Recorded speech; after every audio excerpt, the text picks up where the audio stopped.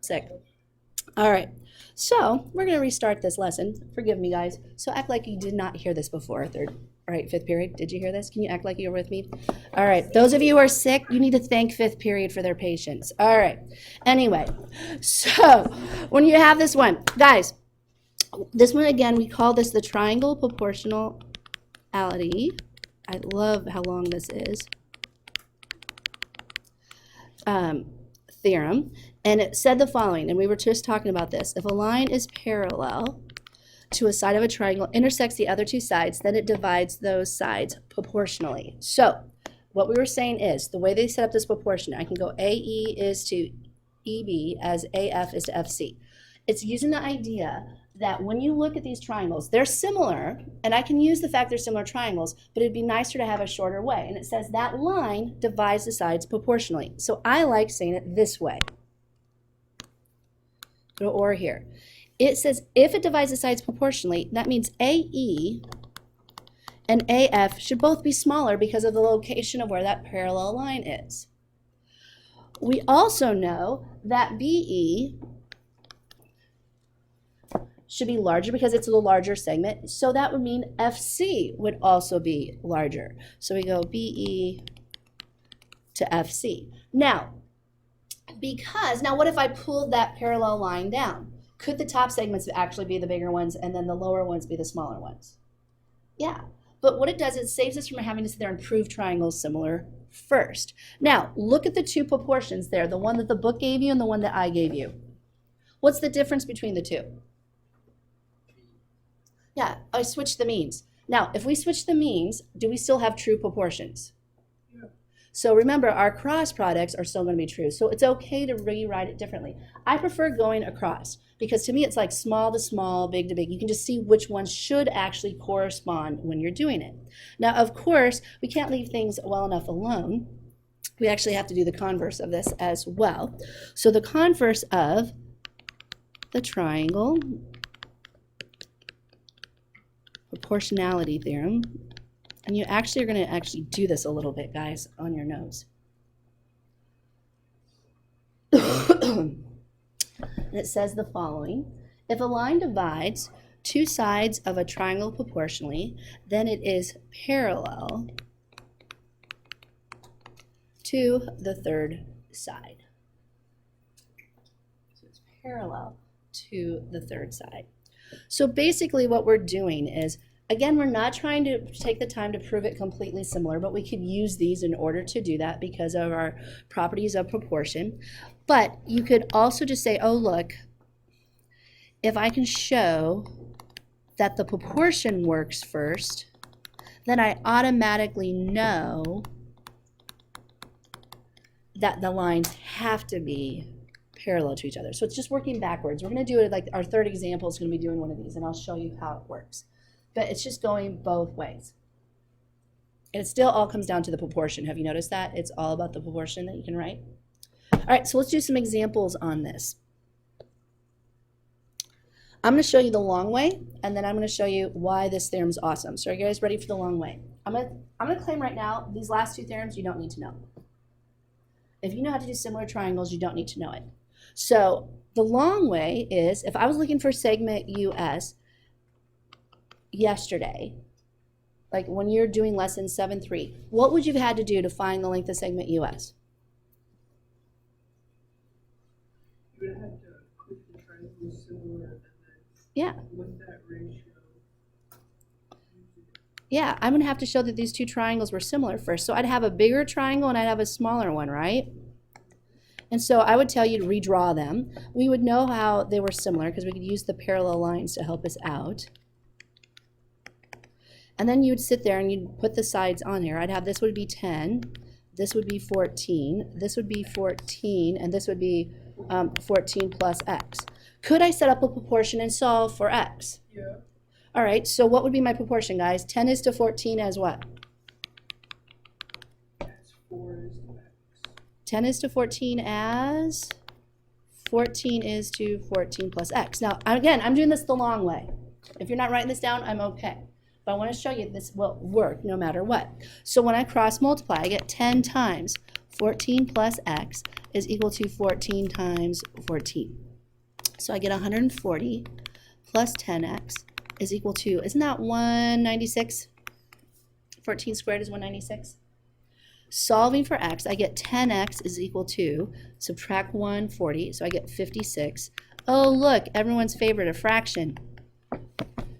If you know how to use the fraction key on your calculator, or you just know how to simplify by taking 2 out of both, what do you guys get? 28 over what?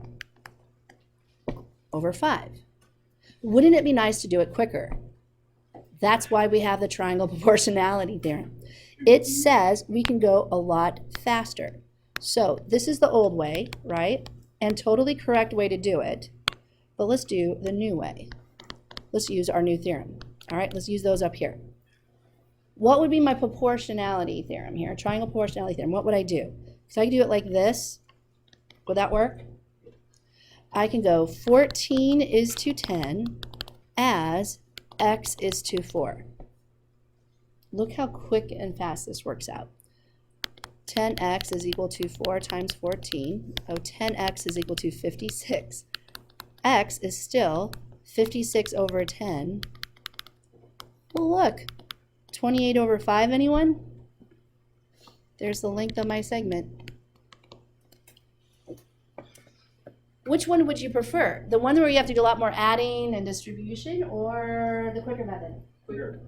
Yeah, everyone likes the quicker method, and that's why I like this theorem, but there's no way I was going to show it to you first, right? I want you to learn how to work with similar triangles. But if in doubt, always go back to the similar triangles.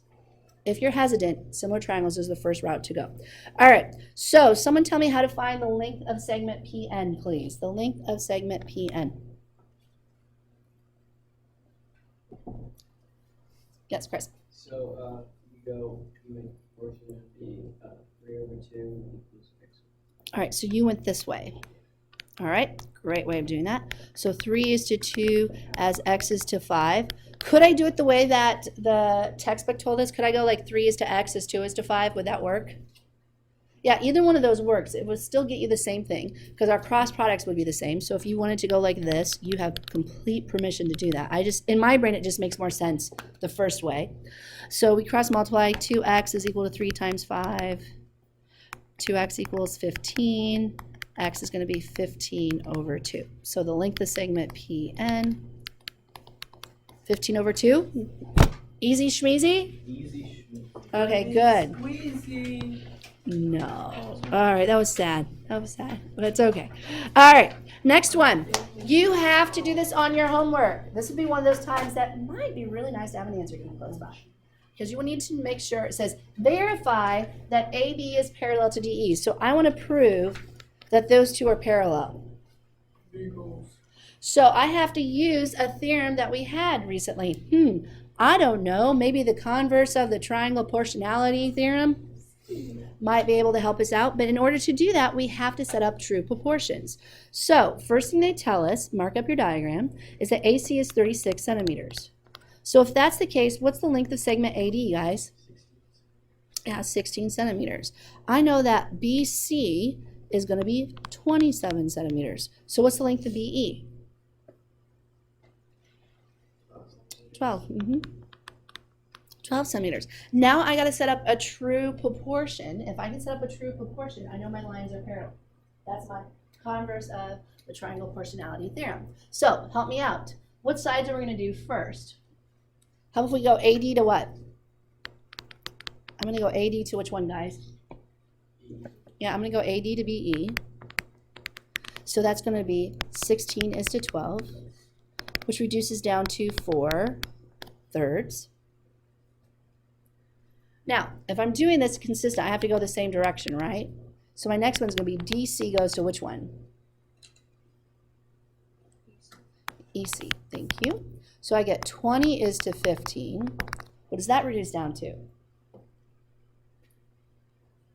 4/3. So here's my question. Can I write a proportion now?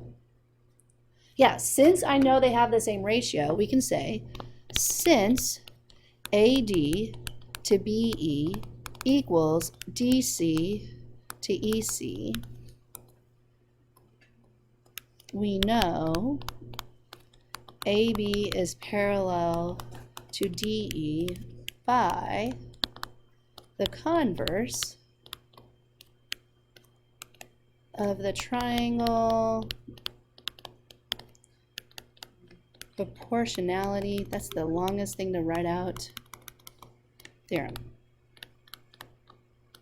That's what you have to do. So do I have to see your math? People are like, no. Yes, I do. I need to make sure that your ratios are equal to each other. So don't skip to this final statement and say, see, Gregerson, you're so happy. No, you got to show me that it's true. You have to verify it. So make sure you work with it in that sense. All right. Are you guys with me so far? Does it kind of make sense what we just did? We just worked backwards, right? Use the two proportions. All right. So we got the next one. Oh, hold on. All right. I think if I do it right there, can you see everything you need, Devin, on that one? All right. So with this one, the next one, it looks like I just have parallel lines. I'm ignoring the fact I've been working with triangles. It's called the two-transversal proportionality theorem. It's really quite easy to work with, but it's really the following. It says if three or more parallel lines intersect two transversals, then they divide the transversals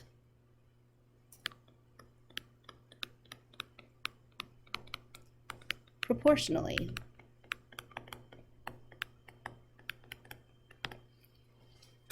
If three or more parallel lines intersect two transversals, then they divide the transversals proportionally. Why does this work? All right, I'm going to show you the quick version. And this is so not scientific formal proof, but I think you guys will get the visual. What happens when I extend these two transversals? What do I form? Triangle. Do I have triangles with these parallel lines that we already know from the triangle proportionality theorem? Could I set up stuff based off of that? So basically, I'm using the idea of similar triangles. Even though you don't see the triangles, the idea of setting up the proportions are exactly the same. So with that, look how they did this one. They go, okay, AC goes to CE as BD goes to DF.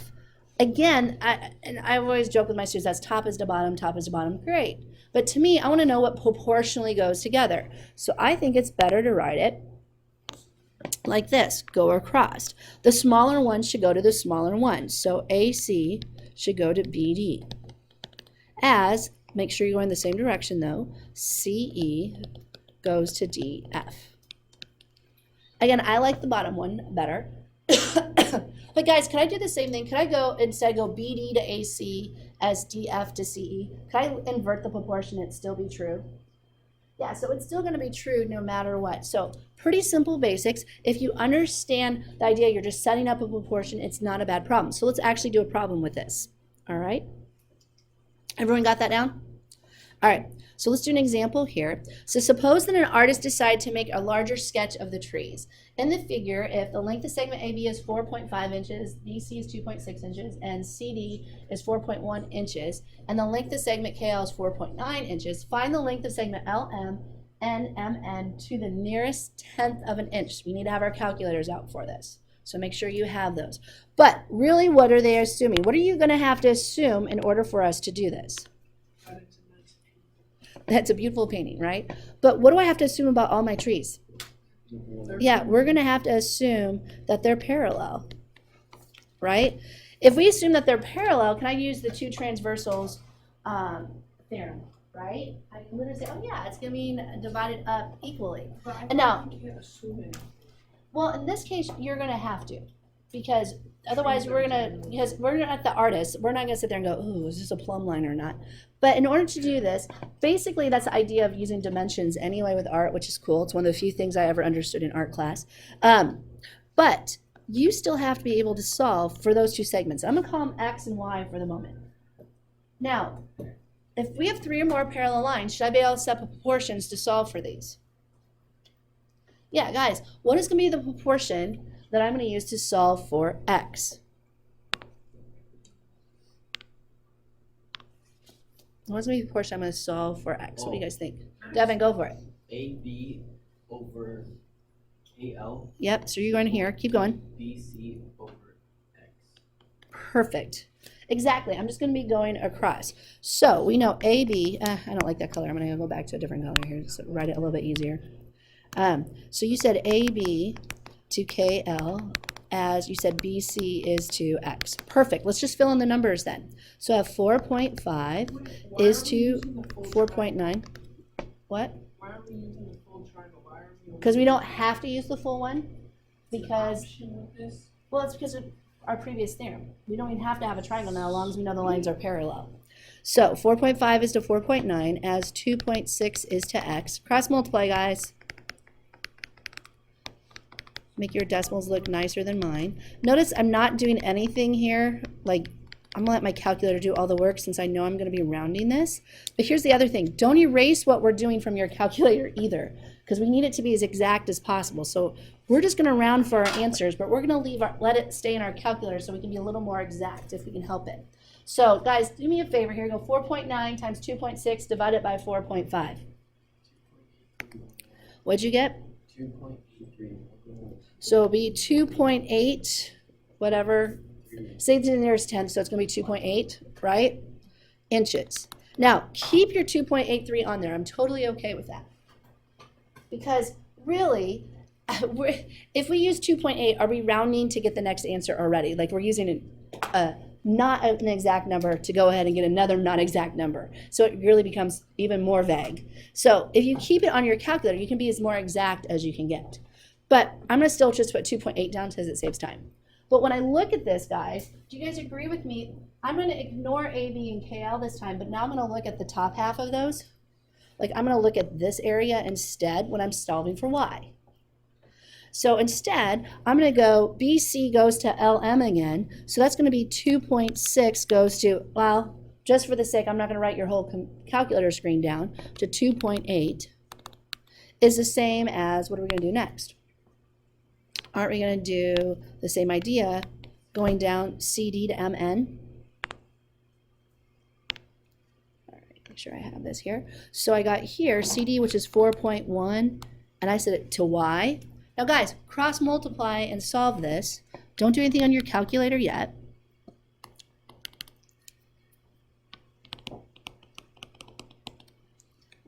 Divide both sides by 2.6. All right, we want to be as exact as possible with this. So your calculator screen should have your 2.8 blah, blah, blah, blah, blah, right? Can I take that and multiply that times 4.1 and then divide it by 2.6? So all you have to do is go times, go 4.1 times 2.6. Again, let your calculator make it as exact as you can get since we know we're rounding anyway. Wait, so Like, I'm saying use what's on your calculator screen for 2.8 instead of the 2.8 part.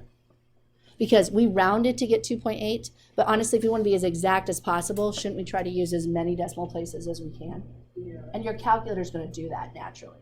So that's why I said don't erase it on your calculator screen, because then you can go ahead. So use that. Just use it as the answer and then press the answer. Yeah, yep, And paste it. yep. So what'd you guys get? Should be 4 something, right? Said 4.46, you said? So it'd be about 4.5-ish inches. Now, if you rounded earlier, if you put 2.8 in, someone do this real quick for me on their calculator. Go 2.8 times 4.1 divided by 2.6. Because you're not going to be wrong if you did it that way. This is just the most exact answer-ish that we're still rounding for.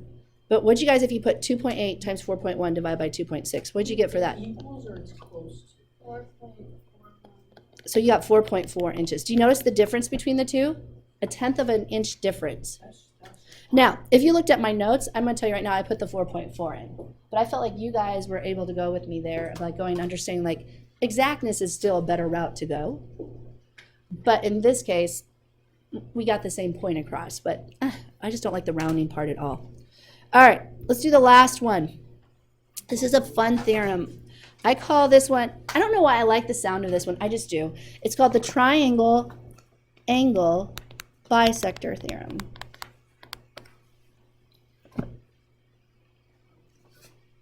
So the triangle angle bisector theorem. Now, remember the following. It says an angle bisector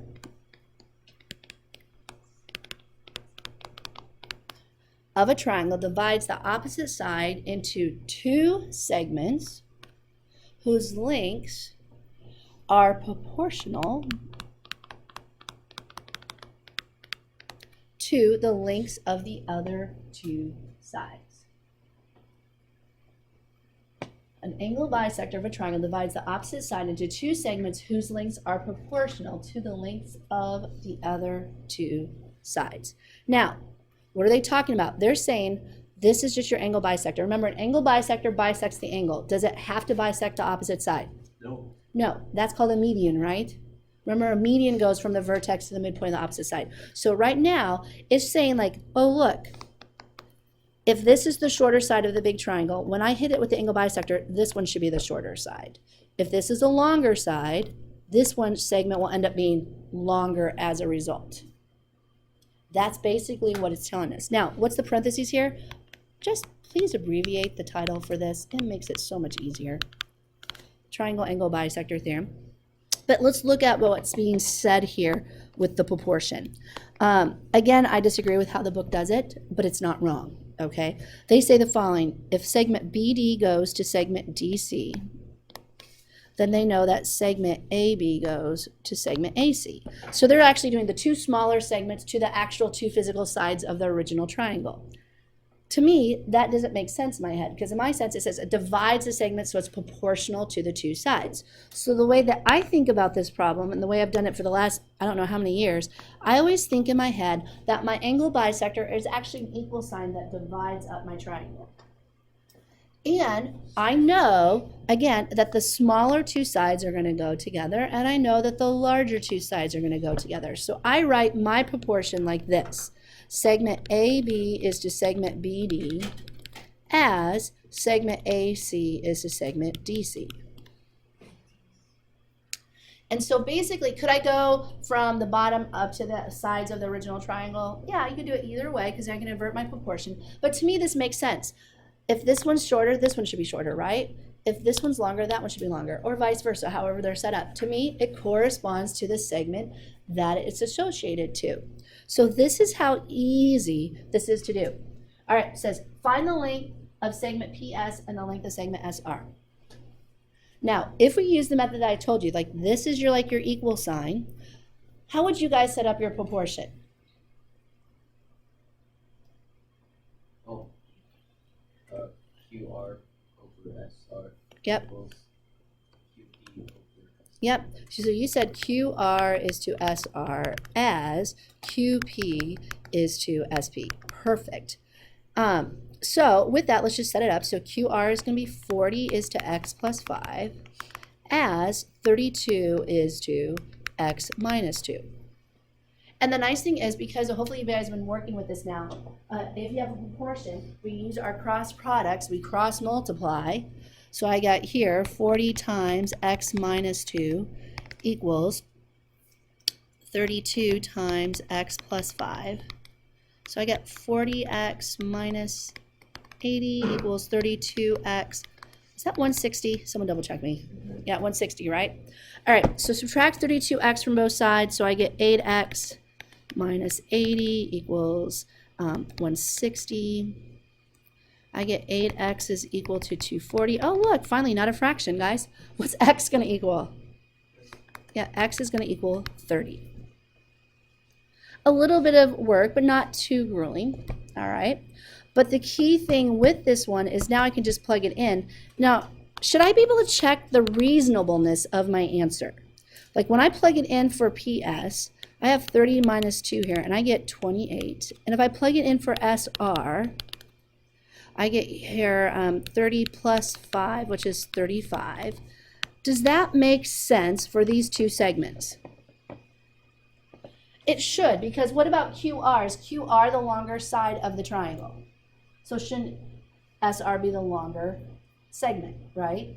Segment PQ is the shorter side, and shouldn't it be opposite the shorter segment? Does that make sense? I shouldn't say opposite, sorry, but the one that it corresponds to. All right, let's finish this and we'll be done with this part of it, all right?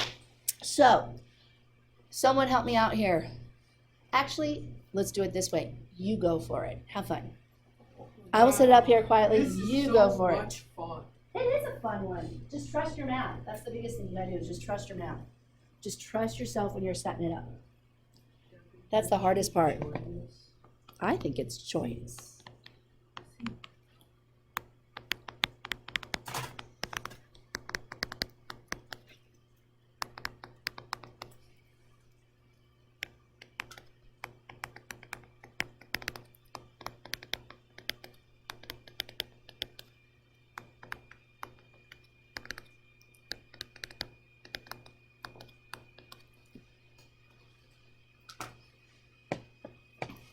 How's it going, Nicole? Trust yourself. It's hard when it gets a fraction in there, isn't it? You were doing it right. You were setting it Wait, right. so what if there's a fraction and a decimal? Do we just get to choose? No, just look. You'll see how it works. Just keep working it out till the end. Oh, I got it. You need to invent a word that is discriminating against numbers. Discriminate against numbers. It's numberist. No, numberist. Racist. They're different. First of all, check make sure you got your Y correct. You guys get your Y correct? I got it. All right, here's the thing that threw some of you off. You have a fraction and you have decimals. Don't flip out, just put it in the proportion and cross multiply, okay? Use what you know. So I get the fact that Y is gonna equal 18. Even when I get decimals going here, I'm not worried about it because, first of all, you should have your calculator with you, so it should be no big deal. But then all you have to do is plug and chug it now into your two segments. So the length of segment AC is just Y minus 2, so that's 18 minus 2, that's 16. And we know the length of segment DC is just going to be 18 over 2, which is what? Very reasonable numbers, right? Thank you. Impossible? No. No. All right. So guys, don't forget to do your book work and don't forget to study for your what? Your quiz. All right. So